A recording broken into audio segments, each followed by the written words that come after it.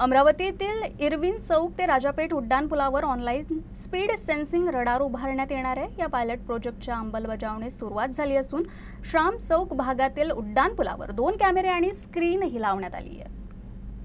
उड्डाणपुलावरील बेदरकार वाहतुकीवर लक्ष ठेवण्यासाठी सार्वजनिक बांधकाम विभाग, महावितरण व मनपाच्या नाहरकतीनंतर आगामी 15 दिवसांमध्ये ऑनलाईन स्पीड सेन्सिंग रडार कार्यान्वित होईल। यातून वेग मर्यादा ओलांडणाऱ्या वाहनांचे फोटो कॅप्चर करून संकलित डेटाच्या आधारे वाहन चालकांना ऑटोमॅटिक ई चालान पाठवल्या जाणार आहेत। सीपी अरविंद चावरिया यांनी त्यासाठी पुढाकार घेतलाय। रेल्वे उड्डाणपूल पादचाऱ्यांसह सर्व प्रकारच्या वाहनांसाठी बंद करण्यात आल्याने शहरातील उड्डाणपुलांवरील वाहनांचं आवागमन वाढलंय।